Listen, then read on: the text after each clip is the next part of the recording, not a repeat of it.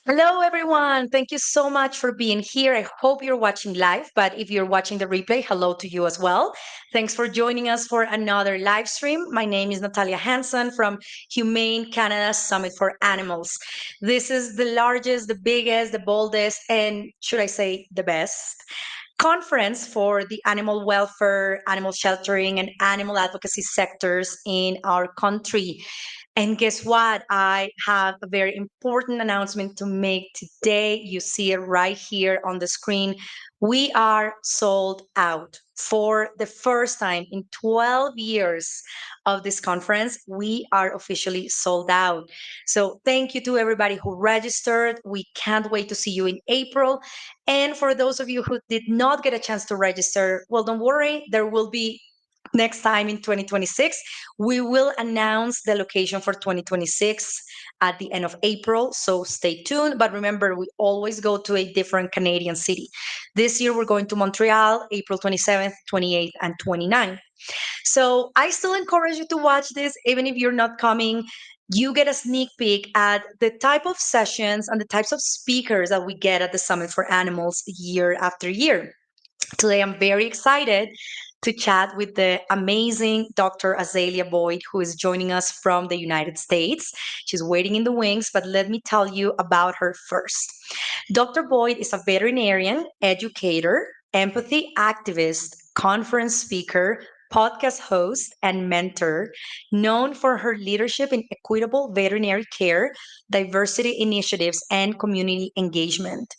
As the CEO of Boyd Veterinary Services and Consulting, she focuses on cultural intelligence in veterinary medicine and animal welfare, helping organizations build more inclusive teams and stronger community connections. A proud Tuskegee University alumna, Dr. Boyd continues to practice emergency veterinary medicine, bringing compassion and resilience to both her patients and the people who love them. Please join me in welcoming Dr. Azalia Boyd to the live stream. Good morning. Good morning, good morning. So excited to be here today, Natalia. Thank you so much for that It's beautiful introduction. always a pleasure to chat with you, always a pleasure to hear from you. We are going to get to it eventually, but we're going to talk about your podcast. I have to say that on a personal level, I am a big fan of your podcast, and I'll drop the link in the comments so you can connect with Dr. Azalea via her podcast, Creatives and Cultures. But I want to start from the very beginning before we get to that and other good stuff. Please tell us, what is cultural intelligence? For those people who have never heard this before, give us an overview, give us an introduction to cultural intelligence, please. Yeah, no problem at all. I do think there's a little bit of a connection issue, so my apologies if we're a little bit laggy. But cultural intelligence, it is the other way of saying it is CQ. We've heard the IQ, right, which is book smarts. We've heard emotional intelligence, EQ, right? How well you pull off a blazer, boots. And now there's this new term that's out that people are going to be hearing a lot more about, and that's called CQ, that's cultural intelligence. It's basically the simplest way to explain it. It's your ability to connect and effectively with people from different cultural backgrounds. Okay, there is a lot of research behind it. It's cultural intelligence. It's a trademark, and the Cultural Intelligence Center. And there's a team of people that have been doing a lot of research and study across sectors for a very, very long time. So it's good to actually bring that information into the animal welfare and veterinary industry. So in a nutshell, it's how well you can relate to work with people from different cultural backgrounds.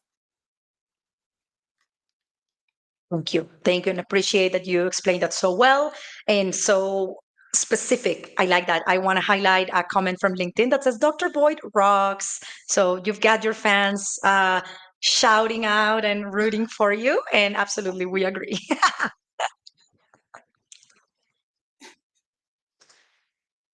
Thanks for that. That's amazing. So now that you've explained what cultural intelligence is, can you please tell us why this is so critical and so important and vital for animal welfare leaders today?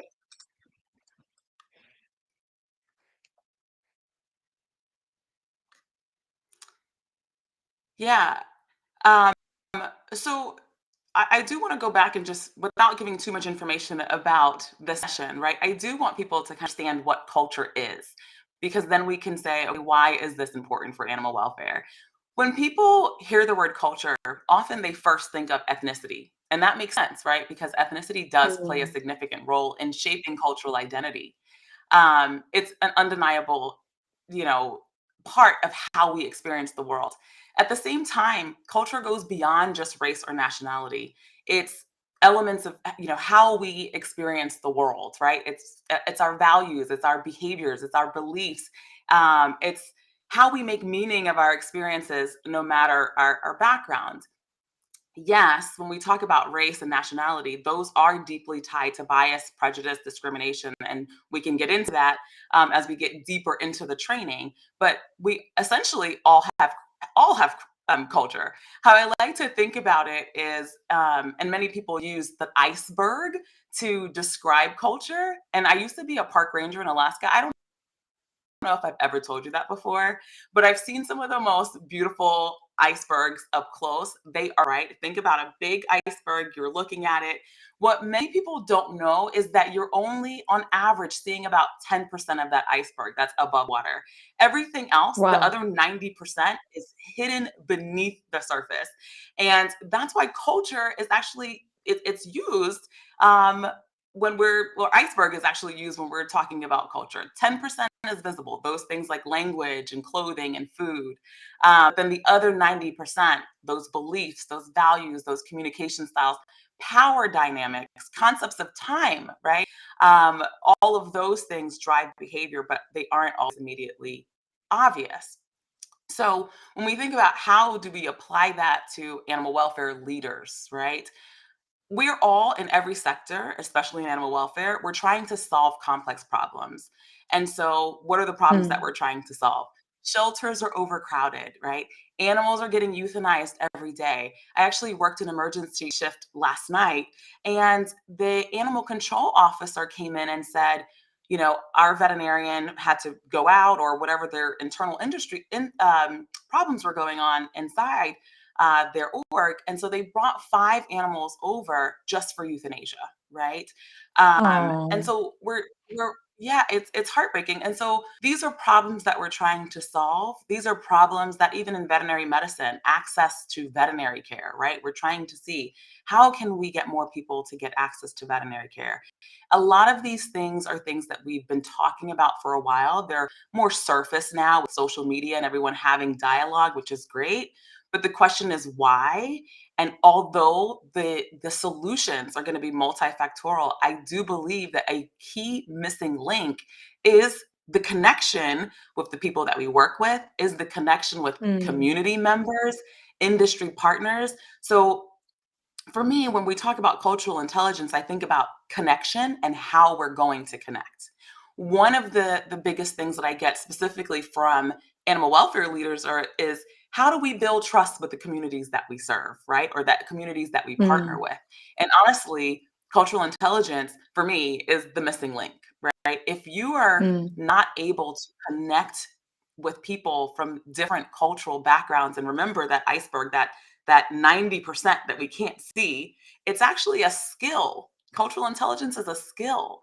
But if you're not aware of cultural differences, that is the quickest way to lose trust before relationships even begin.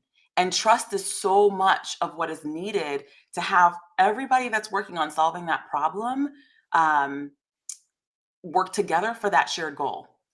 That's why people do team Mhm. building activities at work. We've all done them, right? If we want to Yeah. make that change, if we need different tools, different strategies, and I always plug cultural intelligence in as part of the missing link.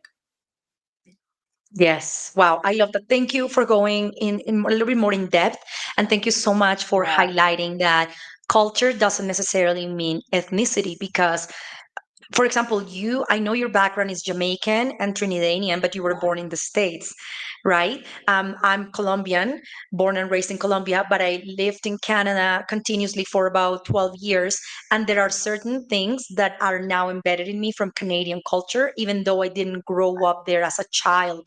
One of those things is, for example, Canadians are very on time, they're very made an appointment.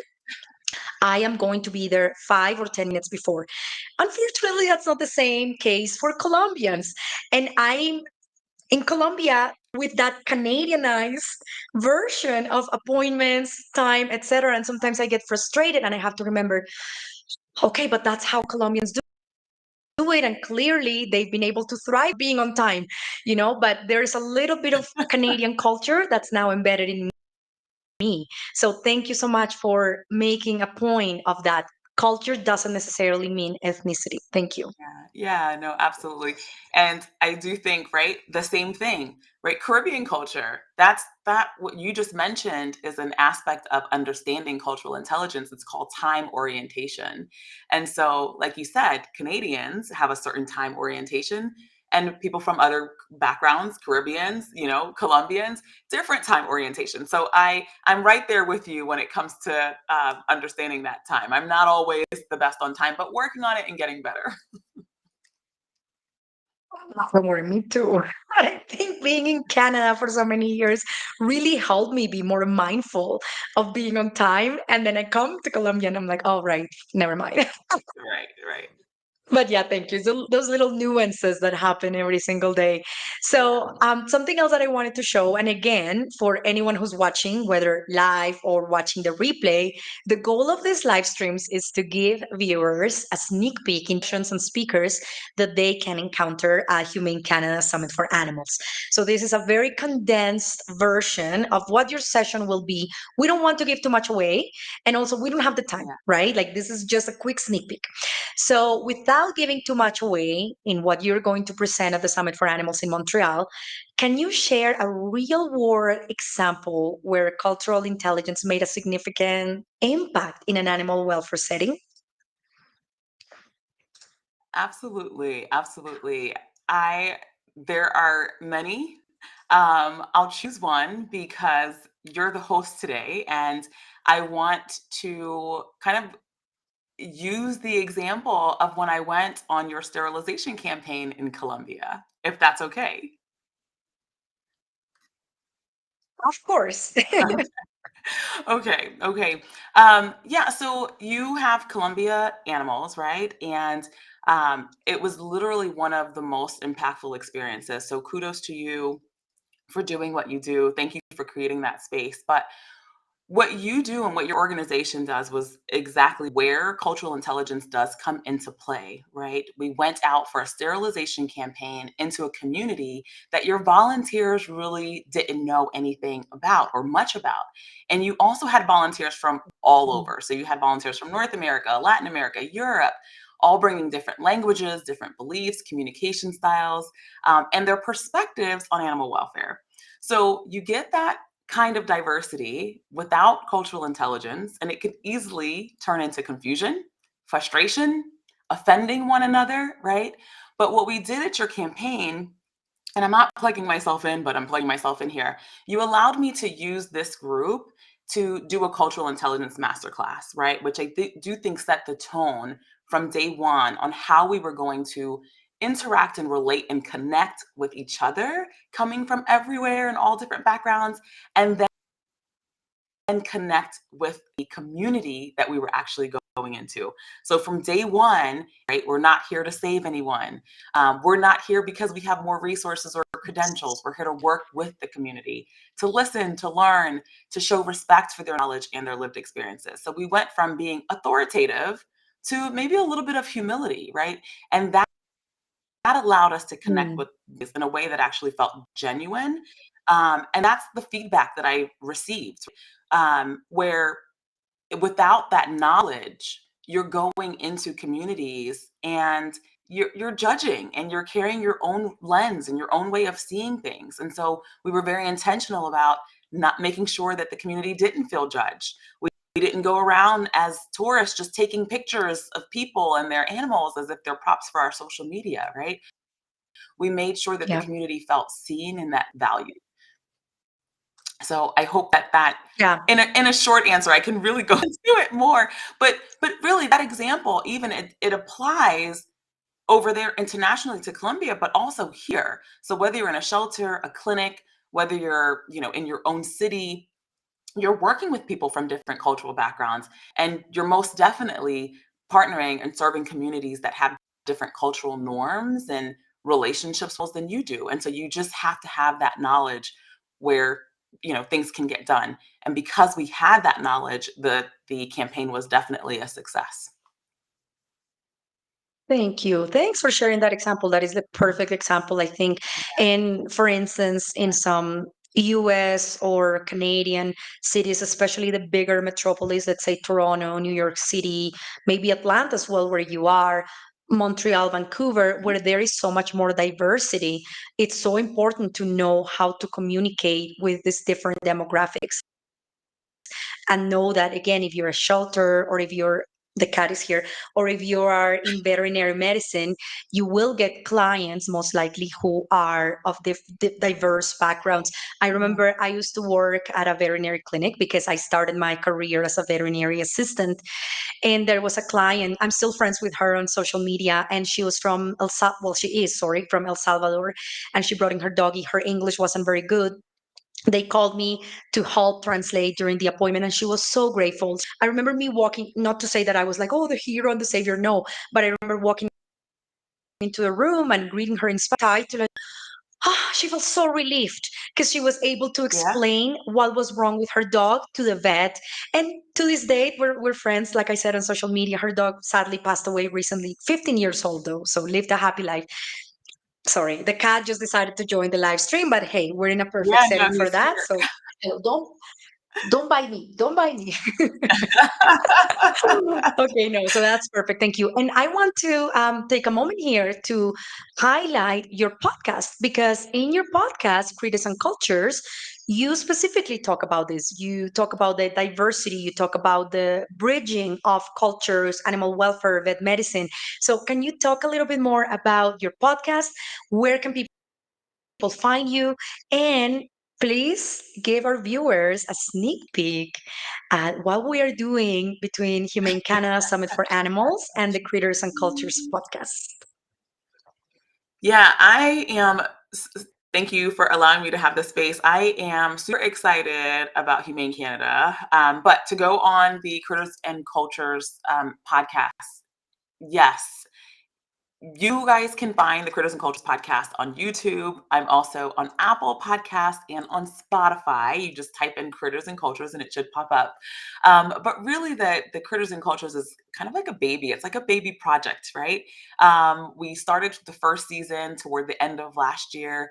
It was supposed to be a 10 season a 10 episode season, and it ended up being 18 episodes, which was really amazing because there was just so many people that had perspectives to share. So I'm really super excited and proud of what season one has become. But again, it's at the intersection of the two main things that I love, right? I love the human animal bonds, right? And I love cultural understanding. And so the goal of the podcast is really to explore how culture shapes the way we relate to animals, like you said, through veterinary care, through animal welfare, through conservation, through our personal relationships with pets. And so throughout the podcast, I had people from all over the world to give us perspectives, just new perspectives.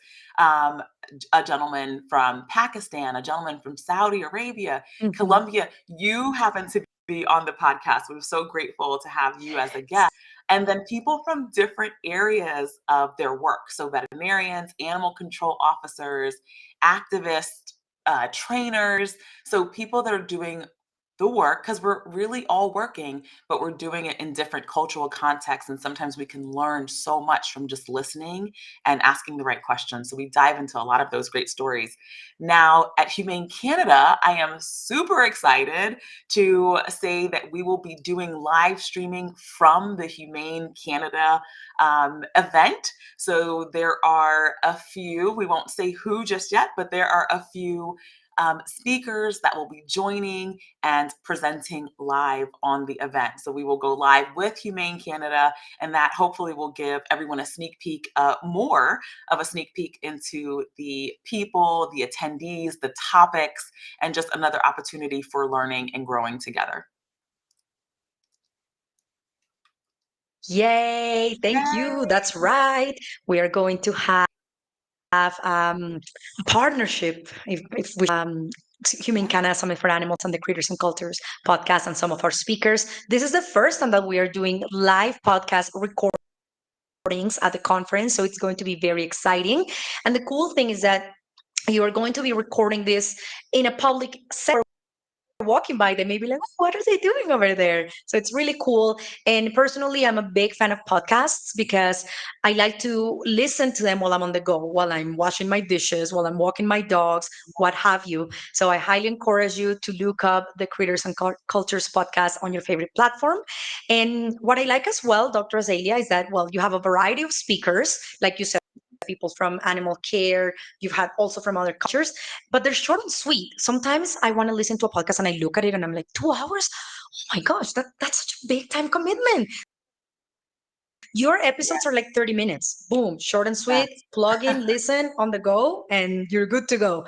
And I promise that you will learn. You will learn. I love it. Thank you so much. Seeing how the time is running by, I don't think we're going to have a time to go through all of the questions that I have for you, but I want to Okay. bring the conversation back to cultural intelligence and the workshop you are going to lead at the Summit for Animals.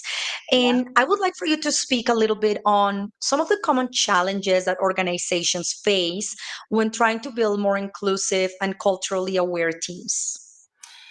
Yeah, I think that it's a great question because there's definitely challenges, right? I think one of the things is that I do see and hear are people saying we're good people, right? We have good intentions and we don't need cultural intelligence or we don't need additional training, right? I do believe in the power of good intentions, but they're not enough, right? You can have great intentions and still cause harm if you're not aware of your own biases. I see it happen, unfortunately, almost every day, um, and cause harm if you are stepping into context that you don't quite understand, right? And this is where we get unconscious bias. We all carry it, every single one Yeah. of us. But when organizations don't actively address biases, they start to seep into other things: how we hire, who gets promoted, how clients are treated, how programs are designed. So I think that one of the common challenges for me, at least, is, you know, in a way, convincing people or at least showing the value of having cultural intelligence. And then it's and done. People are like, well, I already took a class on cultural intelligence. Um, it's a journey.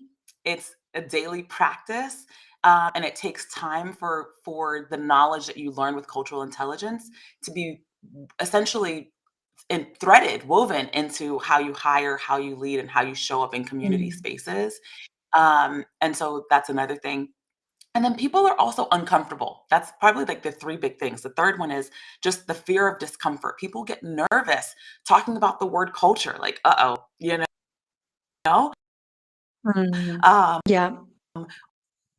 or, or they get nervous about saying the wrong thing or being called out. So they just avoid not to shame anyone, is to allow for growth and opportunity to happen.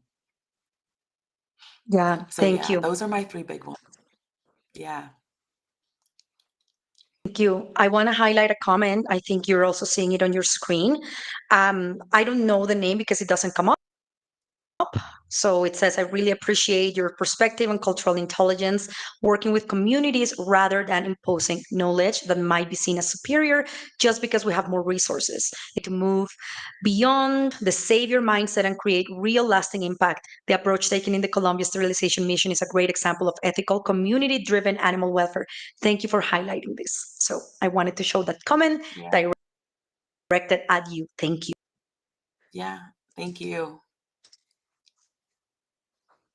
Yeah, I wish I could see the name. I'm getting so many comments here. Let's highlight some of them. So excited that Dr. Boyd will be streaming live from the 2025 Summit for Animals. Yep, that's going to be awesome.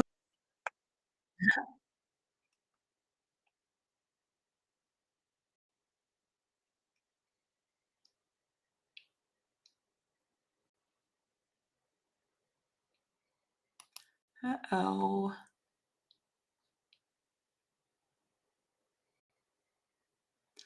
I think I lost my host.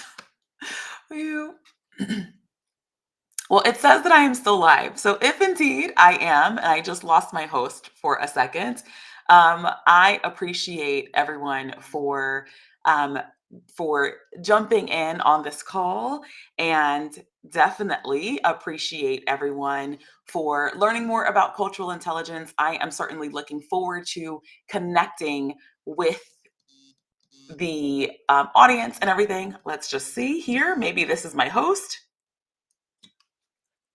Yes, host. I think I'm still live. Oh my goodness. Okay. Well, I am still live. That's okay. So